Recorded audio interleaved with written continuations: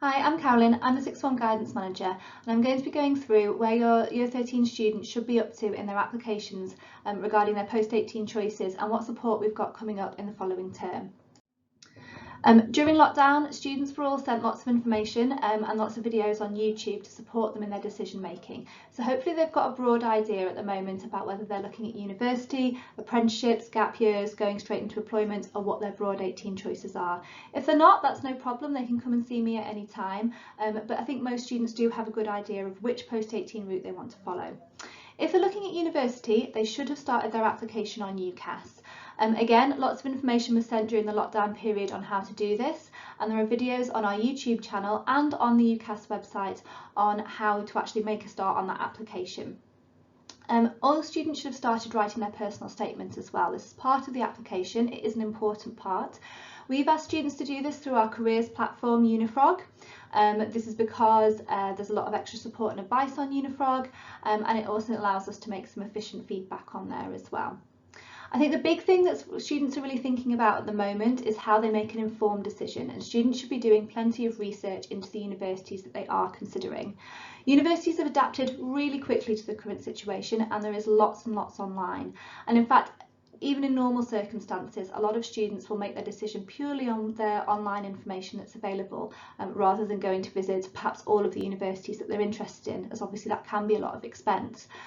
So I wouldn't feel worried at the moment that you're mainly relying on online information. It can be really useful for parents to sit down with students and watch things like virtual tours or introduction talks to different subjects, so the student has got someone to bounce ideas off of, as well as maybe kind of watching those with their friends as well.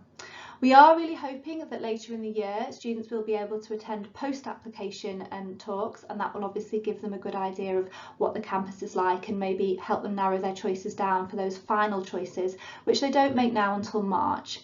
If this isn't the situation, obviously we'll be giving them further guidance closer to the time on how they can make well-informed decisions and still progress to university and feel comfortable with their choice. So just some key facts about UCAS. As I said, the main help videos are all available on the website, but it's probably useful to know that at this point students can apply to 5 different UK universities. They go down in any order and they don't narrow their choice down until when they've got their offers back, and that's normally around the end of March. As part of the application, as I've already said, they have to write a personal statement, and lots of advice and guidance has been issued on this, and we will be giving more over the coming weeks as well. There is a cost to submit the application. This year that's £26. For students that are eligible, you can claim this back through the 16 to 19 bursary, and it's also important to point out that that's for submitting the application, not starting it. So we do advise that all students, even if they're not entirely sure, if they're just vaguely interested in university, make a start on their application, and they don't have to pay until they're definitely certain that they want to submit it. There are a list of key dates on the UCAS website that include all of their external deadlines. There is an external UCAS deadline for all students of the 15th of January. Up until that point, all universities will give what's called fair consideration to everyone that's applied. So everyone who applies before the 15th of January will be treated equally. People who apply after the 15th of January will be considered late applicants, and it may well be that if a course is full, their application will be turned down because of that. However, we set an internal school deadline of the 1st of December, and that's because as part of your application we need to check your qualifications that you've entered. We obviously do spell checks, make sure that all the information is accurate, and we attach our reference and our predicted grades. So it's important that the school has plenty of time to do their bit of the application before it's sent, and that's why we have that internal deadline of the 1st of December. If students do have any concerns about meeting that deadline, they can just come and see me and we'll go through those. So as I mentioned before, as part of the application, the school does submit a reference and they do enter students' predicted grades. The reference is a set of professional judgments on the student's ability based on obviously a holistic look at everything they've done up until this point, so throughout Year 12 and the first few weeks of Year 13. And obviously this year we will be looking at how they've studied independently across the lockdown period as well. These judgments are professional and realistic, but they are also always positive.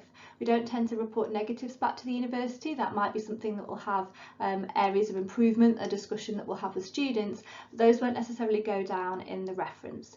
So you can be rest assured it'll be professional, realistic, but a positive view of the student's ability. Students are able to read those before they go off. They'll be uploaded into their lockers on Unifrog. We don't ask that they use these references for anything else, just because they are very specific to their university application. So if students want a reference for something else, we advise that rather than try and use that one, they come and ask us for a different reference, which will obviously tailor to a different situation. Sometimes references do contain personal information, and where we do need to put personal information in to make the university aware, we'll always check that with the student first. Every teacher will contribute a paragraph, and the tutor contributes a paragraph reflecting on the student's character, what they've done in the wider community, the wider school community, how they've coped with any challenges, and then those are all joined together and linked back to the course that the student has chosen. In addition to the reference, we enter the student's predicted grades. These will be discussed with the student in the upcoming Review and Reflect week, and students again have an opportunity to discuss that with teachers, discuss kind of what they need, and although it does come down to the teacher's professional judgment, the student should be fully aware of that, and generally speaking students are happy with the grades that we put. However, we do appreciate that because of the unusual circumstances, some students will want a little bit more time to kind of prove what they can do in year 13, and that can be arranged through discussion with the teacher.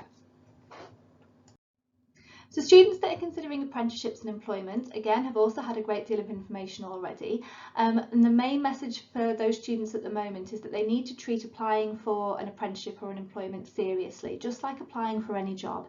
It is a lengthy process that does require a lot of research and does require them normally registering on a number of different job websites. So we obviously recommend that they use the UniFrog apprenticeship search that they've all been shown how to use, and the National Apprenticeship website, which is the main website that does advertise apprenticeship vacancies, but there are other places that they should be registering as well. So for example, if they're interested in NHS apprenticeship, it's important that they register on the NHS job site.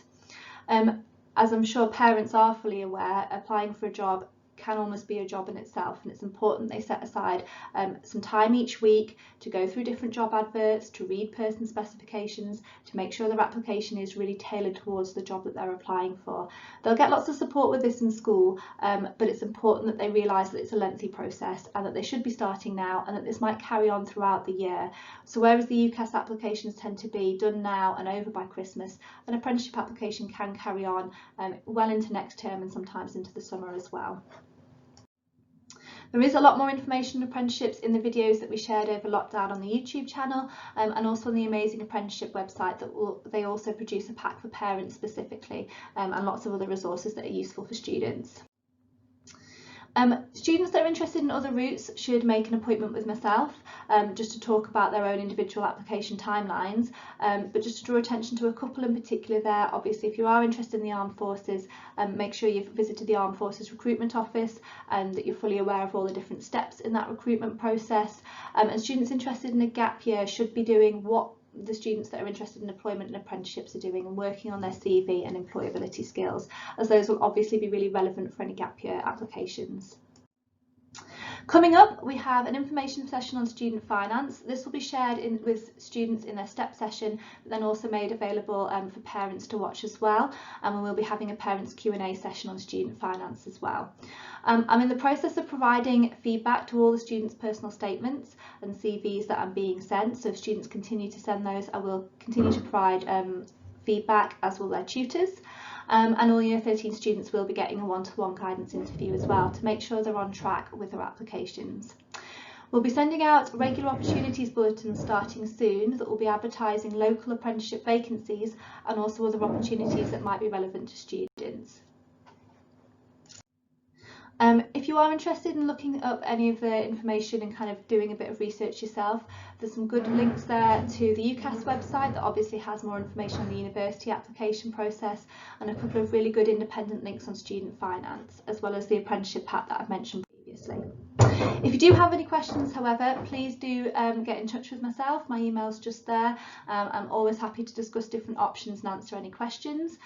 You can also register to use UniFrog as a parent. This doesn't link to your student's account, so you can't keep track of them that way, but you can also use the research tools and just see what advice they have available. As I said, please don't hesitate to contact me if you do have any questions. We're always available, and hopefully over the coming term we can get students feeling confident about where they're moving on to next term. Thank you.